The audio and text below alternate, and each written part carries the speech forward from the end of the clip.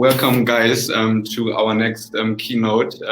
Right now with Hariesh, sorry, Manaadir, I don't know how you pronounce it. You will do it better than I do. As long as you join, a quick introduction. Hariesh is probably the most successful blogger, website owner, I don't know how you want to call it, but he's the person behind Shipping and Freight Resource, that famous news content shipping and freight website with hundreds of thousands visits per month. And I'm pretty sure that because I read that all the time in your comments, that most of us probably use Shipping and Freight Resource as the main source for knowledge and education in our industry. So you probably helped an entire generation in shipping and freight to get along in their jobs. Today, your session, Hariesh, is going to be not less interesting. It will be about cost savings through digitalization in shipping. And without further ado, over to you and to everyone in the audience. Hariesh will be speaking for 20-25 minutes and will be available for questions afterwards. So don't be shy, say hi in the chat, ask him questions, and we'll try to answer them in 20-25 minutes. But now, Hariesh, how can people in our audience save money and how much? Thanks for the introduction, Florian, and thanks for the opportunity to Container Exchange to present this interesting topic. To everyone else, welcome to the audience as well. My name is Hariesh Manaadir. I'm the founder of Shipping and Freight Resource. Shipping and Freight Resource I started in 2008. It is what I call a definitive online resource for knowledge and information in terms of shipping, freight, maritime, logistics, trade, supply chain, and technology. And from time to time, also share news from or relevant news from various parts of the world in terms of what is happening in our industry, how it works, and everything else that is going on in this industry, which is a very, very dynamic industry. I've been fortunate to have been in the industry for the past 31 years. And as part of the Shipping and Freight Resource, I also provide marketing solutions for the freight industry in terms of lead generation and providing quality content. If you need somebody to write quality content, our team can help with that, or advertising your products or brand promotions, those kind of activities. I've got a readership of more than 39,000 people at the moment, and in terms of subscribers, and the site is visited by more than 120,000 people a month. So it's a good option, a good opportunity for you to showcase your products and services. So I'm sure this presentation will be shared. If you wish to engage further on this particular aspect, you can do through these resources. Now, to the topic at hand here. First of all, what is digitalization? Some of you who have attended the session last year in Hamburg might have seen this, but for those who may not have had the opportunity, I just want to refresh people's memories on what is digitalization. Digitalization is the use of digitization and digital technologies like blockchain, artificial intelligence, Internet of Things, big data, machine learning, all those technologies that are that have come to the forefront currently. You're incorporating everything into a package that will convert your business from a normal business to a digital business. Digital business is the future, and digital business is the way the rest of the world is going. So shipping should also take part in it. Some examples of digitalization that some of you might already be using is some digital freight platforms or digital platforms like the one that is hosting this summit. Container Exchange is a classic example of digitalization or a digital platform. You have electronic bills of lading, you have blockchain, you have paperless trade documentation, and automation, robotics, all that is, those are developing technologies, and some technologies have already been entrenched. Electronic bills of lading, for example, have taken off quite seriously around the world. And as per market reports, there's a potential to save about $4 billion in the industry per year if only 50% of the processes adopted electronic bills of lading. And right now, there are a lot of choices in the electronic bill of lading area. At the moment, there are 6 electronic bill of lading platforms that have been approved by the international group of P&I clubs, which is very, very important when you are releasing a bill of lading or when you're receiving a bill of lading. You need to be sure that these are covered properly. And blockchain has also proved its capabilities over the last 2 or 3 years in the field of shipping, especially through data transmission and stuff, so which we will delve into a little bit later. Then there are other example would be smart containers. Smart containers are containers that have specific devices, tech devices that allow you to track the container exactly where it is based on GPS location. So wherever in the world the container is, as long as there is a signal, you can track your container so you know where your container is at all times. Then you still have automated ports around the world, in China, in Europe. There are many uses of automated ports as well. Obviously, safety is one of the features.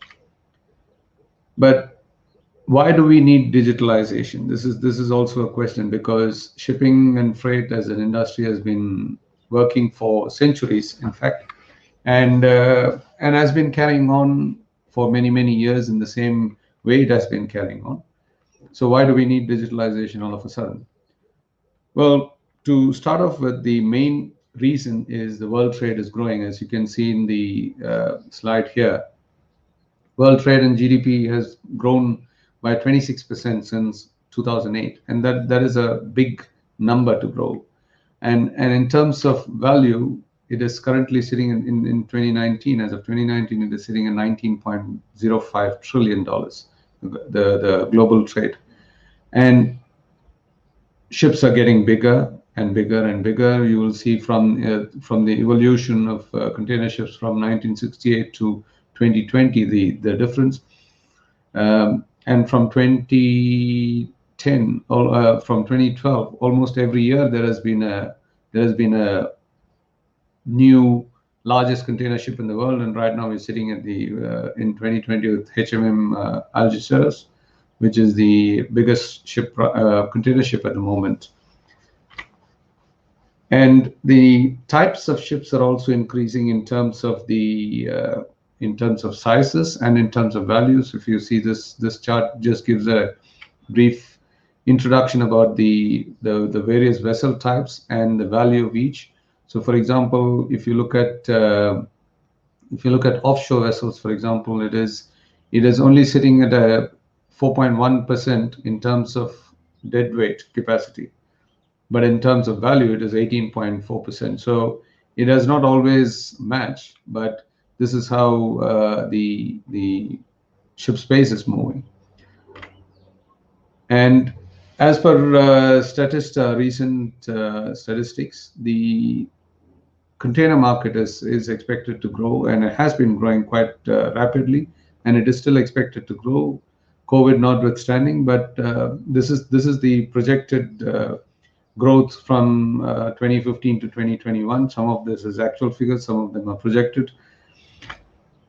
And as we speak, at the moment, there's 23 million TEUs in circulation around the world across various trade lanes, across various on various ships. In fact, there are 6,135 container carrying ships, and of which 5,435 are fully cellular. So you can see there's a huge demand and huge supply also of ships and containers.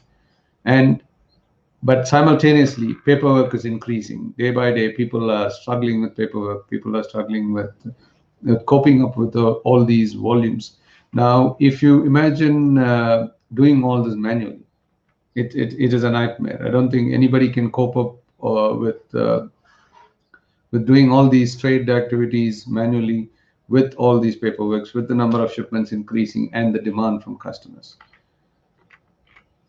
So some of the drivers of digitalization we will look at now. The main driver is the need for speed, because we have this pressing need for speed from us as a consumer. I mean, for all cases, we are the consumer, the end consumer that receives goods that we ourselves are shipping. For example, if you place an order for a pair of Air Jordans online, we are constantly chasing it. We want to know where it is, when is it arriving, and we get impatient. But sometimes the people who are not involved in the industry forget how much or how many processes are involved in getting that pair of Air Jordans to the consumer. It is a massive process, and those of you who are in the industry know how that works. And the need for speed also brings around improved efficiency. We need to improve the efficiency. The speed can be achieved only if we improve efficiency in getting those Air Jordans to the customer as quickly as possible. So digitalization and the usage of data can it definitely assists in the delivery of the goods in the shortest possible time to the consumer. We can identify which is the closest fulfillment location, and from there move it to the consumer. And as we all know, and as I just mentioned also, the process of shipping hasn't changed in the last few decades, and it's not going to change, because you carry a cargo from point A to point B, you can't change that, and it has to be a physical movement. But and in terms of freight rates, there will be a difference of a few $100s here and there between shipping lines. But what has been changing and will continue to change is the service levels that is offered to the customers. And digitalization, or for the companies that have digitalization or have digitalized their processes, it gives a huge advantage. It is a huge edge to those who have it and practice it. And also, one of the main drivers is the new competition models that have appeared on the shipping landscape, like digital freight forwarders or e-commerce giants like Amazon going out on their own, becoming their own forwarders, investing in their own assets, logistics assets, etc. And while I don't see the traditional freight forwarders going out of business anytime soon, or even not at all, there is this proliferation of digital freight forwarders and digital players in the market, and traditionalists need to catch up to that. So that is also a driver which is pushing digitalization more and more on a daily basis. And the need for speed and improved efficiency, the requirement to differentiate, and also catering for the newer competition models have all brought the expectation of integration into the industry, and for the suppliers to provide an end-to-end logistics service. So that has become very, very important. And handling such activities is not possible without a solid digital backing, and especially considering the volumes and the paperwork that needs to be that people need to go through. And with all these advances in shipping, as I mentioned, all these large container ships coming in, smart containers coming in, paperless documents, and all of these has its own costs. And so to cover those costs, the carriers and the service providers need to utilize their services, whether it is filling up the allocations on the ship or booking space. So they have to all relook at the cost models, and that is also a reason why, or one of the main drivers of digitalization. But in the recent past, the biggest accelerator of digitalization has to be COVID. COVID has changed many things for the worse, but it could also accelerated certain processes, and digitalization is one of the processes that it seems to have accelerated as it goes by. Now, as I mentioned, digitalization is becoming a must, but at the same time, one of the key areas of digitalization is also cost saving. And how do we save cost? The first saving would be time, and as everybody knows, time is money. So if you save time, you can definitely save on cost. You can definitely improve your processes. You can improve your efficiencies. So digitalization helps us in saving time, first of all, which converts to cost. Second area where it saves is in avoiding errors, because many of these errors are caused by miscalculations, overcharging, additional charges that you're not catered for, or purely because you didn't do any freight invoice audits. So those kind of cost errors, digitalization can also save, because there are systems that can do all of this for you right now. And probably the biggest area would be saving on avoidable costs through predictive technology. And what are avoidable costs?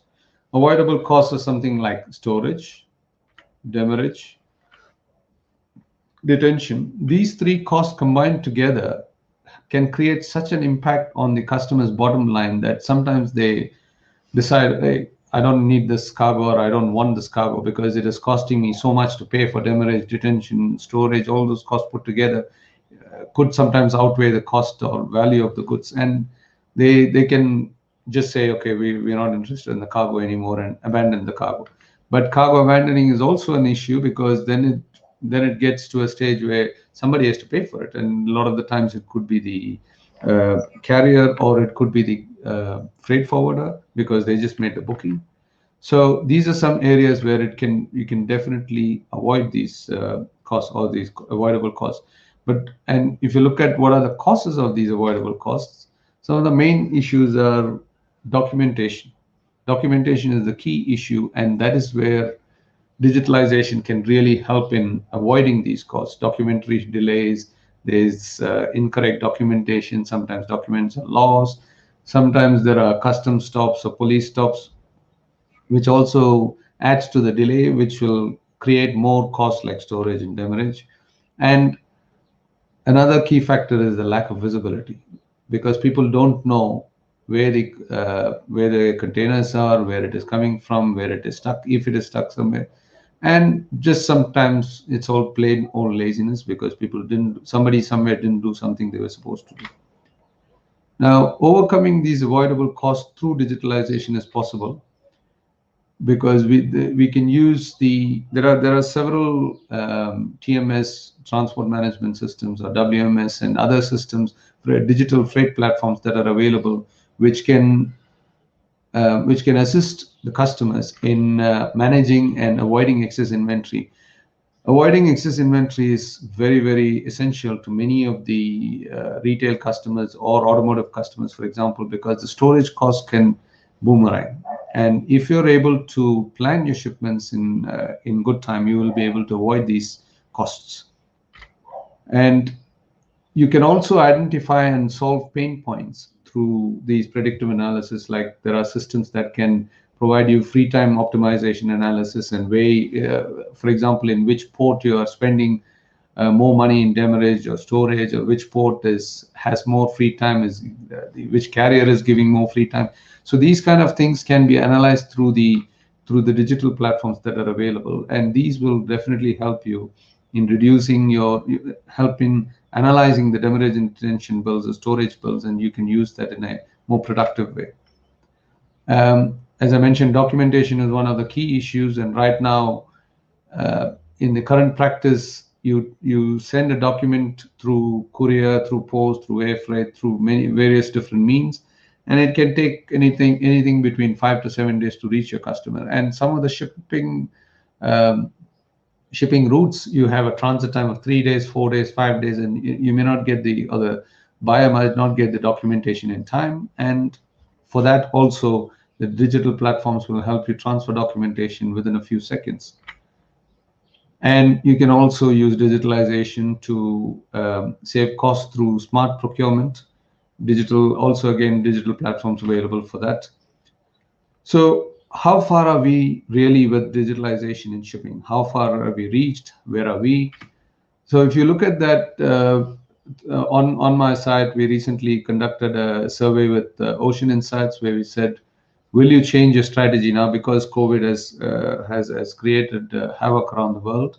We started asking questions whether your strategies in terms of digitalization will be changed. 42% said yes, they're going to change their strategy, and 28% said maybe. So if you include that, that is a huge percentage of people, about 70% of people want to or will be changing their digitalization process.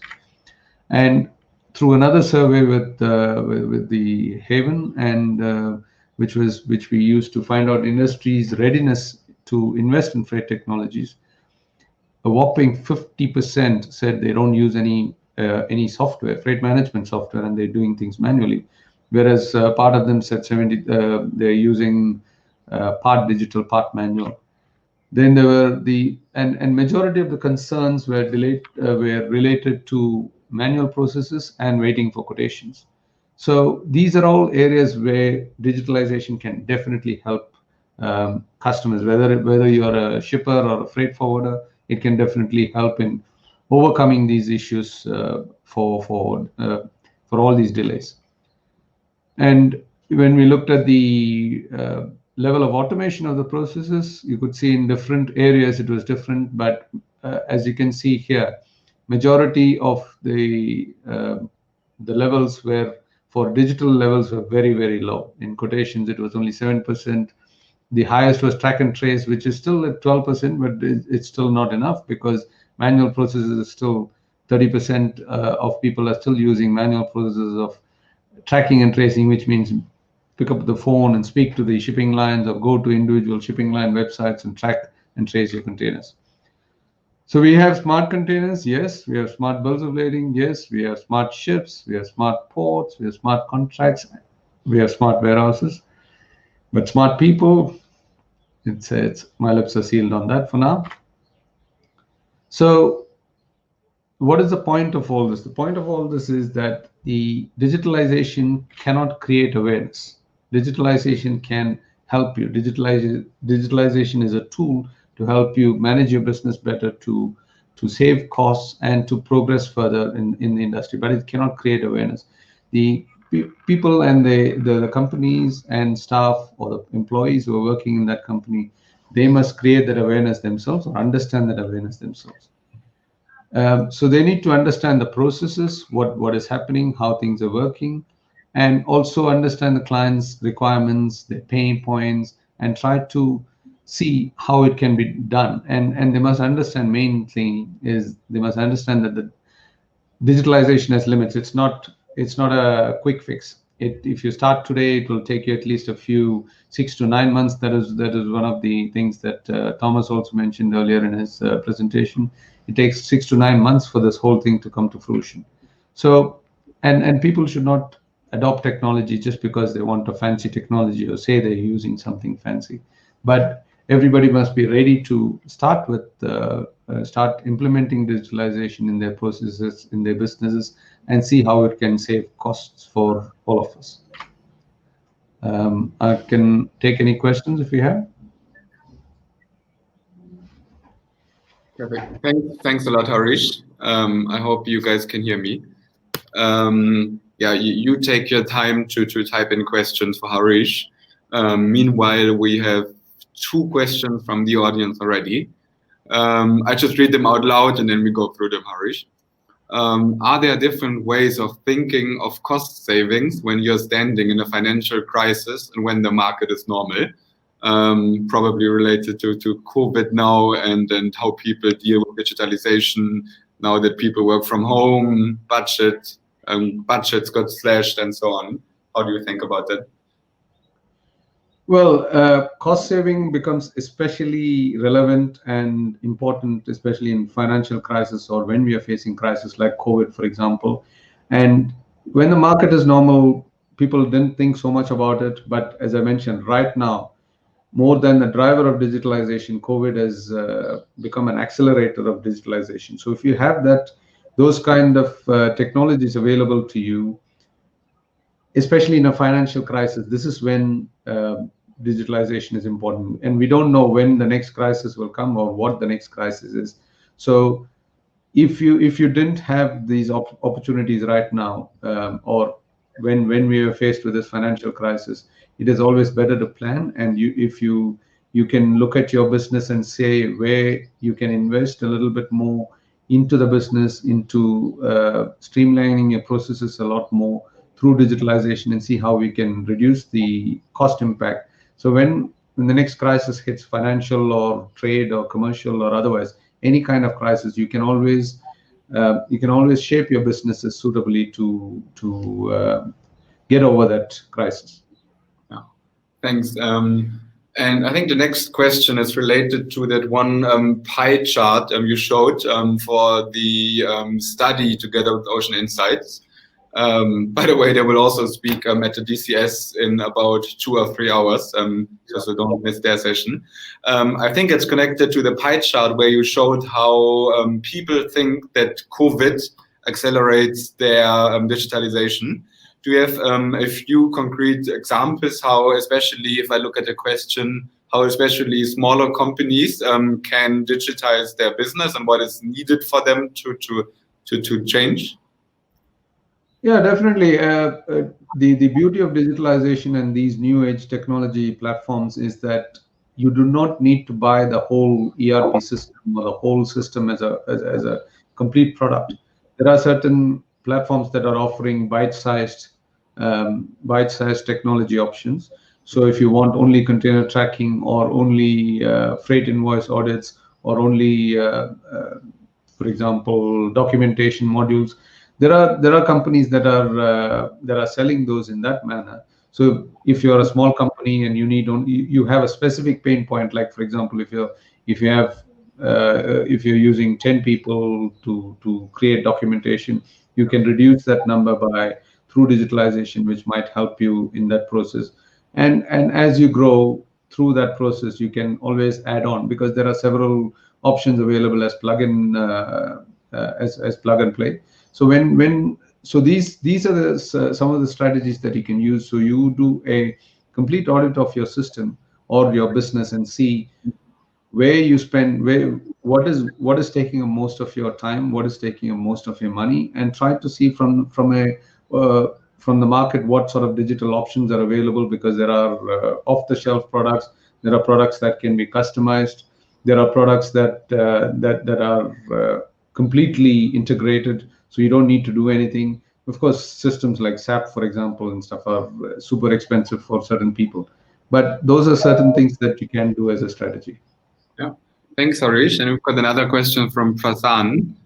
He says, "Hey, Hariesh, thanks for the presentation. My question to you is on the topic of IoT devices for smart containers.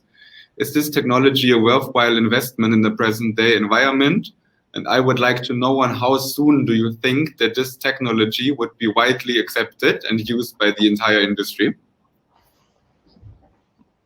Well, that's a good question. Smart containers, especially, is growing exponentially. Lines like MSC and Maersk, Zimlines, many of them have really jumped into this wholeheartedly. And some of my other contacts have also. There was also a shipping line that has completely made their container fleet smart. Their 20,000 containers of theirs is smart.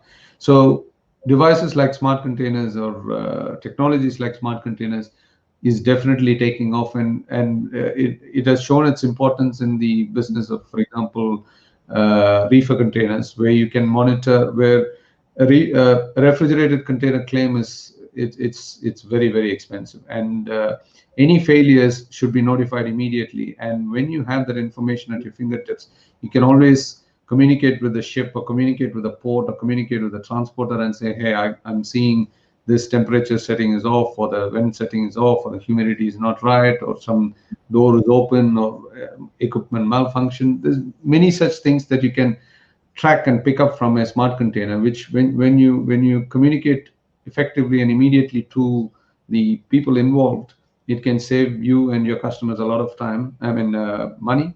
So definitely this is the future. Smart containers is definitely the future. At some point we will see every container will be smart. I have no doubt in my mind about that.